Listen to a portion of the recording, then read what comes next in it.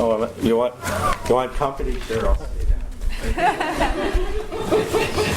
What, so I'm all alone down here? I don't want you to be lonely. Hi, everyone. As Sam said, I'm Peter Slovinsky with the Maine Geological Survey, Department of Agriculture, Conservation, and Forestry. I see a lot of familiar faces here in the crowd. And I'm going to cover a little bit of the things that Sam talked about. I really think the basis for a lot of the work that we do is to actually focus on laying a good scientific groundwork based on the science that we're using to look at some of the potential simulations and predictions of impacts from sea level rise and storm surge. And also I wanted to cover a little bit of how we do that to set the stage. And then focus on two resiliency efforts that are currently underway that I usually don't talk about. Usually I'm here talking about what Portland is doing, or what York is doing, or what Scarborough is doing. No offense to folks from there who we work with. But I'm going to share with you two efforts that are a little bit different in terms of their approaches. One is in Lincoln County, where we've been doing some work, and then the other is in Georgetown, Maine. Small community in the mid-coast, for those of you that don't know. And then Liz will also talk a little bit more about those. So again, I think one of the most important things that my role is actually working to educate our stakeholders on what is the basis of the science that we're using to come up with the predictions that we're using. And I'm going to go over very quickly just some of the summary slides that I typically show. If you go back in the back of the York Comp Plan, there's some of those slides that are in there. They've been updated and changed over time. But that really lays the basis for what we call doing our vulnerability assessment work, which is the first phase. What is vulnerable, and how do you adapt that stuff? So, graphs first while everybody's awake. This is, it doesn't work. That kills me. You just put it Sorry. for a little. Just a teaser. All right, it's just a teaser. All right, well, on your y-axis is sea level elevation. We're looking at a Portland tidal station going back 100 years, basically, 1912 to 2012 data. And what this is showing us is that if we look at the average sea level for each year, from that over that time period, sea level has risen at a rate of about 1.9 millimeters per year. Doesn't sound like much, but if you take that and extrapolate it over a century, which is what this data is for, we're looking at about 7.5 to 8 inches, okay, over a period of a century. And that's the past rate that we've seen. Geologically, that's really significant because it's the fastest rate we've seen in the last 5,000 years. I typically preface this with a slide showing sea level changes over the last 13,000 years as how they relate to the Ice Age, okay? Because what our land mass is doing is very, very important as to what sea levels are doing. Right now, our land mass is not sinking significantly. It's not rebounding significantly. It's basically staying where it is. What's changing is the water level. Okay? So anyway, this is matching what's happening in terms of global oceans also, about 1.9 millimeters per year. Now, what about the most recent trend if we look at the last 20 years of data? Over the last 20 years, there's been a significant acceleration in the rate of sea level rise. It's up to about 4.4 millimeters per year. Okay, but there are pretty big error bars here, about 1.2 millimeters per year. The global oceans, which have been 1.8 millimeters per year roughly over the last century, have also accelerated to about 3.2 millimeters per year. Okay? So if you take our current rate here in Portland and look at the lower bound of it, we're right around 3.2. The key here is that there's been an acceleration over the historic trend. Okay? What is potentially causing that is the question. What's it going to be in the future? If we use this rate now, we're looking at about 17.5 inches, about 1.5 feet over the next century. So where might it go if we actually look at some older predictions? This is from 2001, and the reason I show this is from the Intergovernmental Panel on Climate Change, their third assessment report. This is a kind of a dumbed-down cartoon, but this is based on a bunch of climate models, these outputs of where sea levels might go, based on volumetric increase and thermal expansion of the oceans from warming of the planet. Okay. This did not take into account anything to do with the things we're starting to understand a little bit more nowadays, which is the melting rates of Greenland and Antarctica. So if you use the red line here, which is the mean value out of all this mumbo jumbo out here, we're looking at about 2 feet, 1.6 feet by the year 2100. Now, the state of Maine, the reason I show this is the state of Maine adopted this back in 2006 for the coastal sand dune systems after a 2-year stakeholder process. We said, all right, well, the latest science is telling us, ... Let's marry ourselves to this value right now, and hope if we have to change it sometime in the future, we might do that. The key is that this is not taking into account ice sheet processes. So where have we actually been in terms of the validity of this prediction? We're going to focus in on 1993 to 2013 and show you satellite altimetry data from the global oceans. These are the different flights for the satellites that have been out there since 1993, and the key here is that the rate again has increased to 3.2 millimeters per year. So there's been an acceleration. I showed you that earlier over the last 20 years. Now, if we take, in this yellow box, if we take the predictions and show them in relation to this, the actual measurements, these are the predictions from the third and the fourth assessment predictions are in here now. We are on this red line. So we are actually trending 60% faster than what the predictions were showing. Okay, and in Portland, it's over 100% faster, basically, right now. Over this 20-year period, all right? And that probably relates to impacts from ice sheets. So, when we're working with communities, after I show some of those slides, they say, so what do we actually use? What number should we use when we're talking about these issues? And I kind of give them a cop-out when I show this slide. But there's a reason for it. This is actually from the U.S. National Climate Assessment. I think this is some of the best work on what we should be considering in terms of potential future sea level rise scenarios. That is, here's where we were, here's where we're going to be, here's where we're going to be. That's the lowest scenario. This assumes that what happened over the last 100 years is going to happen over the next 100 years.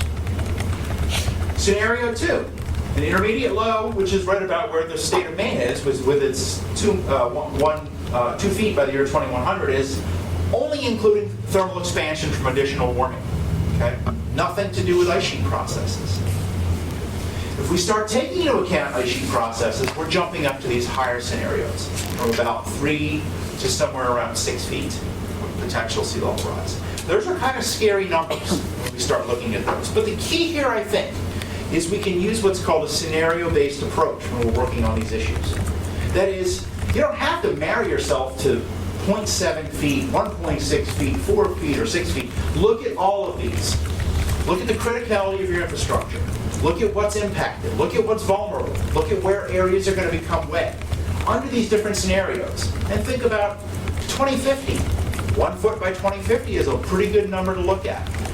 2 to 3 feet and potentially higher somewhere in the future. But that brings it down to planning horizons that people can, number one, relate to. If we're starting to talk about 2100, very few of us are going to be around then unless they come up with some pretty cool stuff.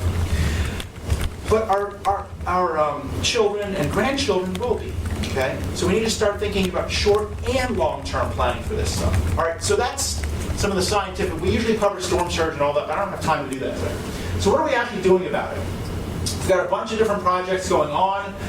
As you can tell, we don't even know that the rest of the Maine coastline exists here. We're focusing on mid-coast of southern Maine. There is stuff going on down here, but unfortunately, well, fortunately for this area, the populations in southern Maine, that's where the majority of the work gets done. All the different colors you see here, which are washed out, represent different efforts, but I'm going to focus on 2. The Lincoln County, which is this yellow with a red line around it, and Georgetown, right here. 2 efforts that we're working on. A lot of these projects are funded through NOAA 309, Section 309, which looks at coastal zone management. So we have this Coastal Hazard Resiliency Tools project that's under the umbrella of what all this stuff falls into. And it's been 5 years now that we've been working on this project. And it really teams state agencies with RPOs and local communities, local partners that want to participate in this process. They have to want to participate in the process. You don't just develop the data and throw it out and hope that somebody's going to do something. They have to want to do it. Now, we've partnered with SMRPC, which is now SMPDC, GPCOG, and I'm going to focus on the work we've been doing with the Lincoln County Regional Planning Commission. It's a little bit different. We've never taken a county approach to working on this. It's always been working with one local partner. In this, we worked with the RPO, and they went through a whole bunch of steps of initial engagement, created an oversight board that was going to be working on the sea level rise project, and then went and informed all of the local communities that this is something that's going to be available to you. Do you want to participate? And the resounding resolve was yes. Our involvement development was, and I'm not really going to get into this, but we did a whole bunch of scientific ground truthing of the data that was available. We determined what actual tidal elevations we should be looking at in all of these communities in terms of highest tides, in terms of 1% storm events. And then we did a lot of GIS simulations, looking at 1, 2, 3, and 6 feet of sea level rise on top of high tides and on top of what's called the 1% or 100-year storm event. We assessed impacts to critical infrastructure. We assessed impacts to building footprints, which doesn't exist for Lincoln County. We actually that was created as part of the project, and all that GIS data was given to LCRPC, who then went and engaged their board of directors, their EMAs, their oversight committee, and then each individual community on the results of the project. Now, what was interesting is a lot of the communities we work with in Southern Maine have GIS capabilities. None of the Lincoln County communities have GIS capabilities. So to get around that, everything we created went into Google Earth. So you can just fly around on any computer and look at things in Google Earth. They also created a website. This is the website for the project that has gotten lots of hits from the communities. You will go through, they've got the communities that are listed where stuff's been done, some information on the project. This is just showing, if you click on Booth Bay, for instance, what's available. And then you can go in and download data on your own laptop and fly around and look at your community and see what's potentially impacted. So a very novel, different approach that really doesn't need any of the high-tech GIS stuff that we typically work with. This is the end product that people can work with at the local level. How is it different? Again, it's a county-wide approach. It did not need cash matches from any towns. It was a county service that was provided for the communities. And then, again, using Google Earth to disseminate the products was actually something new here. Where are they kind of now? Well, they're using this with the results to identify vulnerable infrastructure. It's the first thing they want to do. Two things, and it doesn't take a rocket scientist to figure out that this wastewater treatment plant is vulnerable. That's the highest tide of the year. That's not even storm surge on top of it. They're looking at engineering solutions for this based on a model that we did in Algonquin. And then downtown Damascata is actually going to probably be using, or looking into using, potentially the coast model that JT mentioned to look at their infrastructure in here and some engineering solutions for the town. Second half of what I wanted to touch on, I'm doing time-wise. Oh, I'm doing fine. Relates to the NOAA Project of Special Merit, which actually is looking at marsh migration specifically. Not really the built environment, but marsh migration. We have a whole bunch of state partners and NGO partners, and then these are the communities that were selected to be part of the process, and I'll let Liz cover all how that came about. I'm going to talk about what Georgetown is actually doing as part of this. So our project really had two goals. The first is increase education on sea level rise and the importance of marshes. Second goal was a little bit, better defined, identify uplands that might become wetlands, and then develop and implement local strategies that are going to work at the level that folks want it to work at. Driven by each community, okay? That's the key. Each project path is developed by the partner community. The state, the other partners here are serving as technical advisors to getting this done. That's it. So each community is taking its own approach. The way Georgetown approached this was through their Conservation Commission. They grabbed this thing by the horns, joined with the Kennebuck Estuary Land Trust, and said, we're going to work with the marsh migration team, as we call ourselves, to hold a bunch of public workshops, educate our citizens, and start figuring out how we're going to incorporate sea level rise into Georgetown's efforts. And what they did is we did a whole bunch of mapping and looked at not just marsh migration. I'll show you some of the results from this mapping. These are just potential simulations of 1 to 6 feet of sea level rise and the impacts on marsh areas. Where are uplands going to convert to marshes? These are just some of the results, focusing in on this area. So what this is showing is the different colors are showing wetlands that are going to occur after 1 foot, 2 feet, 3 feet, and 6 feet of sea level rise. There are roads, of course, in here that people are going to have to think about what to do. And that brought up culverts. They asked us to look at transportation infrastructure. One thing that jumps out is this is where we were just looking at Indian Point Road. But Indian Point Road has 1, 2, 3, 4, 5, 6, 7 areas where it might be impacted by sea level rise as we move forward in the future. How do you think about that when you're thinking about emergency management for this entire peninsula? We looked at building footprints. We didn't want to get, this is all we had, little centroid things, but we looked at that. That really, luckily for them, there aren't too many impacts. They wanted to know about tax parcels. We looked at that impact, and we found that the majority of them are either already wetlands or are natural. So there aren't that many large areas of tax parcels that are going to be impacted. And they also wanted us to look at what kind of land cover is that. And we dumbed down the Maine land cover data, which is about 22 different categories, into 3. Agriculture, developed, and natural. The majority of the impacts that are in natural, with some impacts developed as you go farther up. And it's kind of hard to see, but the majority of the impacts are in this area now. So I think what's interesting is what they decided to do is to actually incorporate sea level rise and storm surge data that we've developed as part of this project into an entire climate vulnerability assessment report for their community. So they're putting it into a much larger context than just a comp plan chapter on sea level rise. This is going to be their roadmap on how the community plans for climate change impacts on fishing, roads and infrastructure, emergency preparedness, private property impacts, and marsh ecology. So they're, instead of taking the data and making it smaller, they're taking this and actually making it bigger, which really hasn't been done that much before. We held the second workshop in August. This was awesome. There were about 75 people there.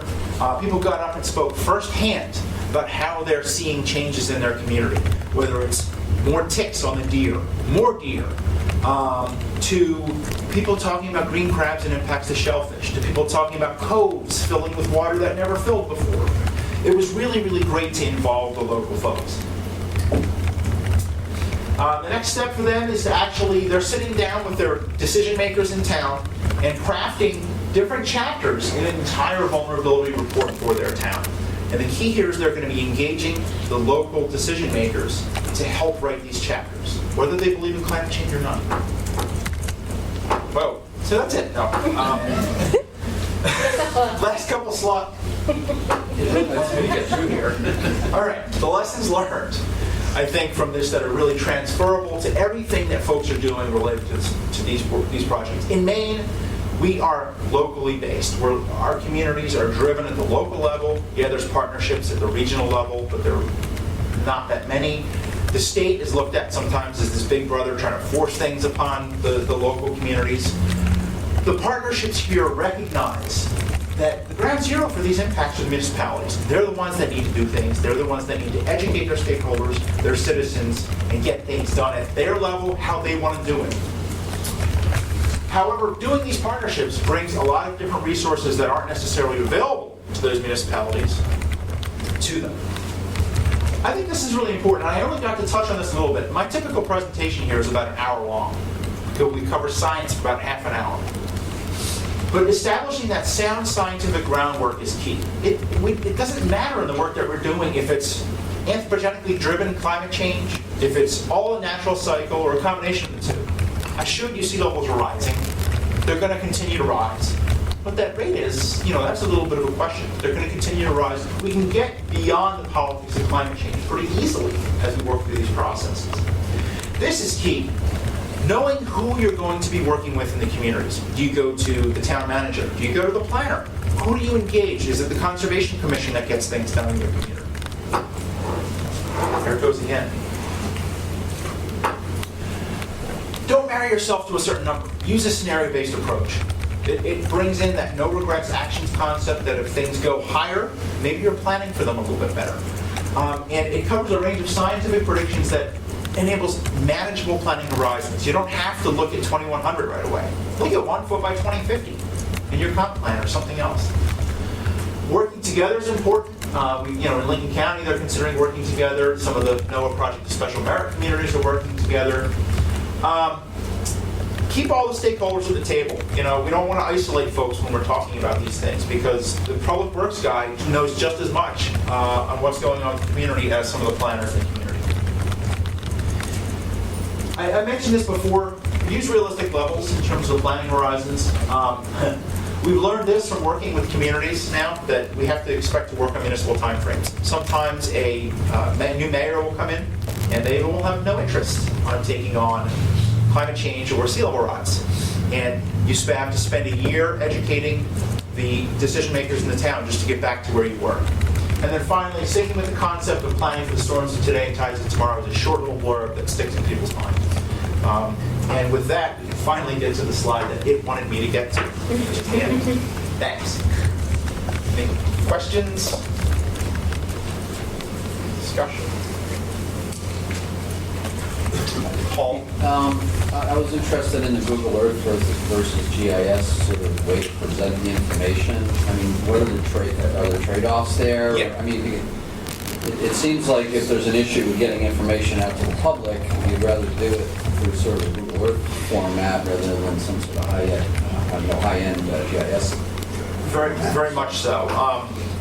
You know, like for instance in York, when JT and I worked with York, we actually went through and did a 3-dimensional arc globe fly-through because they have a really good GIS person there that knows how to help run things and make sure the network doesn't crash.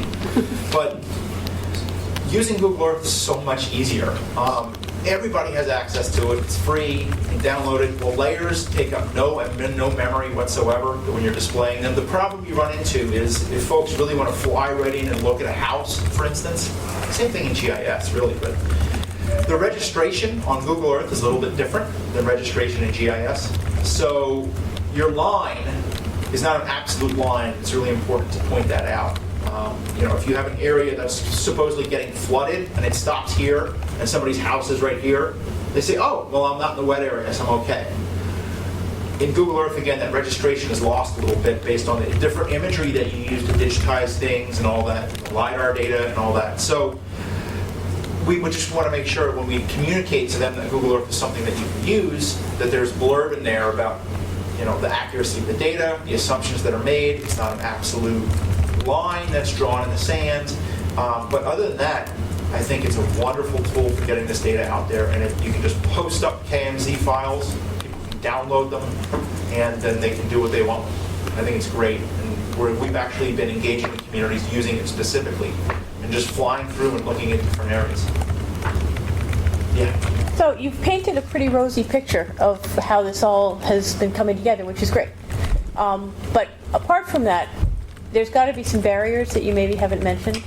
Like, what's the biggest barrier you see now in terms of, is it money, is it public perception, is it, you know? I think the biggest barrier is actually getting somewhere. And that relates to money.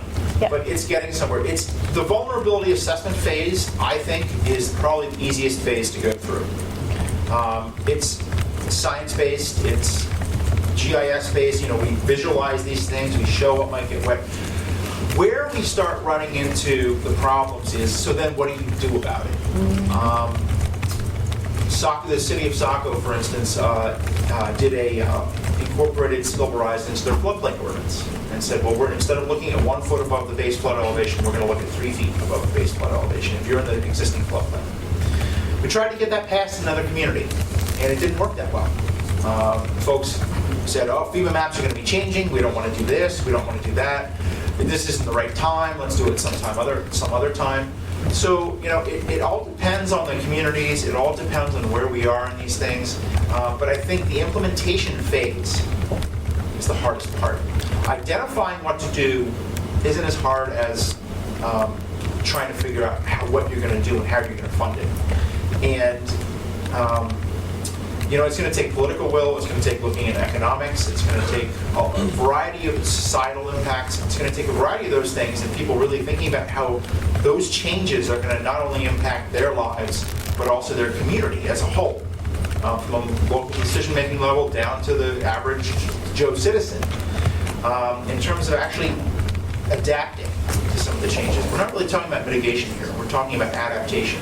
There's going to be some significant adaptation efforts that need to be undertaken for things to really get done. Because just sitting here and saying that, oh, this is what's going to get wet, it's easy to do. It's then making a change to your comp plan, making a change to your floodplain ordinance, and then getting local citizens to be interested in doing it on their own if they're coastal property owners. Yep. without being forced to do that. Just one add-on to Carol's question. At one of the meetings I attended about a year and a half ago in Wisconsin, we did get somebody who came and accused the group of being inspired by the UN Agenda 21 and, was doing, and trying to be very disruptive. But it wasn't a big deal, really.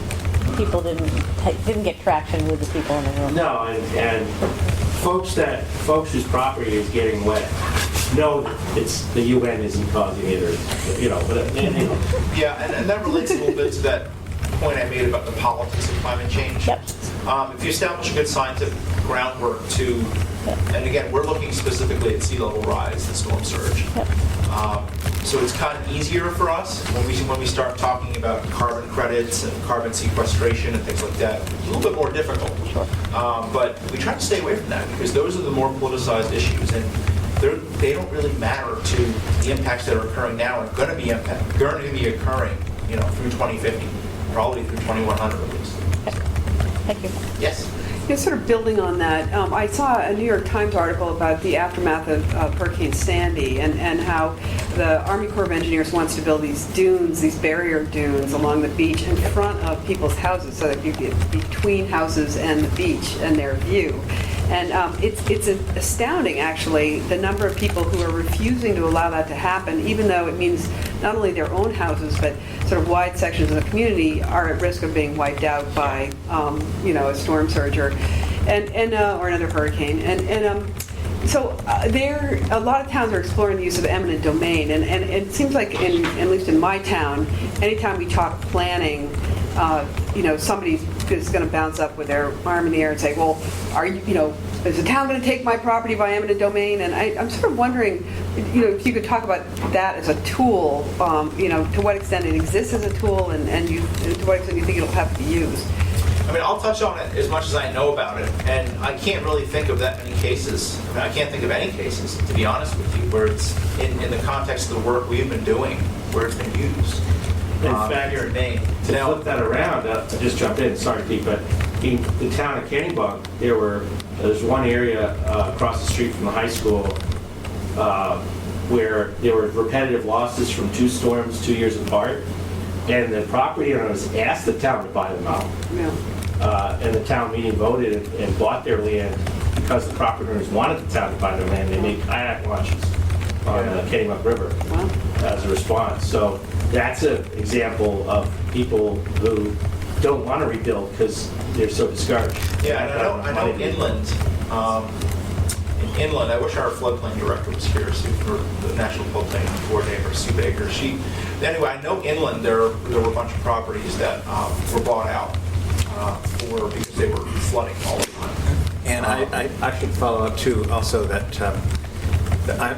through Catalysis, we're actually working nationally now down in Florida and Martha's Vineyard. We're having conversations in other places. We're familiar with several eminent domain issues that are really pending, because people's houses are falling into, it's really happening. So, but to your point about implementing a question about barriers, that this really ends up representing an enormous societal opportunity to have the real discussion about why is it that we've been talking about this for 20 years and we can't do the implementation part. The planning is, like you said, that's all the easy part. Yeah. It's that step, and what we're finding is that it's the cost-benefit relationships that's sort of help people say, okay, this is a total financial loss for me, so I was never going to be for an eminent domain thing before, but I guess I'll support that political process. Yeah. So it changes when you see real money and about your own property. And so it starts different kinds of discussions, hence the name of the firm Catalysis. We're catalyzing these discussions through that work that we're doing. That's the notion. Can I touch on one more thing before I'm done? You brought up the question of Sandy and the dune restoration. Yeah. I don't have the slide with me, but in a couple other presentations I've given, I show an example of Long Beach, New York. And it's neighboring communities of Atlantic Beach and East Lido Beach, I think is the one next to it also. Lido Beach and Atlantic Beach both bought into the core project. They spent $7 million their own money, and they got 22-foot high dunes. Long Beach said, nah, we don't want it. It's going to mess our view up. It's going to mess up the boardwalk, all that stuff. Long Beach had $210 million of damage Yeah. from Sandy, while the other two communities had very, very minimal impacts. And you can literally see the dunes. Yeah, the dunes pretty much got obliterated. Yeah. But they did what they were supposed to do. And the inundation level goes about a block and a half along those two other communities. In at Long Beach, it goes 4 to 5 blocks. Yeah. And actually connects to the bay in some areas. So that, that unto itself is a pretty powerful slide. But yeah, there are still folks that, along the New Jersey shore, for instance, because the Governor Christie said we want to do this at all the communities. Right, and they're just saying no. And they're saying no. Yeah, So it's crazy. Cool. Maybe one more, and then we'll hold it for the remainder of the discussion. Marla? Hi, Pete. I'm working with the Association of State Wetland Managers and working on a report on ecosystem service valuation for best practices for wetland restoration and tying in climate change to all of this, and wondering how you're using that, if at all, to apply some scenarios for communities. Aside from the coastal is obviously something in that vein, but in order to kind of help with the decision-making process and to help do that cost-benefit process. Steve Walker, who used to be at IFNW, who's now with Maine Coast Heritage Trust, he's also part of our NOAA Marsh Migration Project team. He has a couple slides that he shows in terms of the valuation of coastal wetlands and some numbers from us. Maybe Liz remembers what that study was. From Manamet, yeah, work that was on Manamet. Yep. That came up with, I think there was a range of the value of an acre of wetlands, and I think his quote was $1,400 per acre per year of value. So we've used that number in sharing with the general public of what the quote value, when you put an economic number on it, is. But I know there are a lot of different ways to value coastal wetlands. I don't know if there are other studies out there that maybe what you guys are working on would be very applicable to bring into this. Right, I'm just wondering, Also. I'm just wondering if you've had some of these conversations with some of these communities that you've been working with in terms of viewing, some of their choices that they have. In terms of It's come up a little bit, but not as in-depth as you'd think. So maybe we should have further discussion about it. I think that's a perfect segue to Liz's talk, because those are some of the conversations that are coming up, right? Thank you. Thank you, Thanks. Pete. I don't know which one's Liz's. She doesn't have one. I don't have one. Retro. I know. Not only that, but I'm going to sit on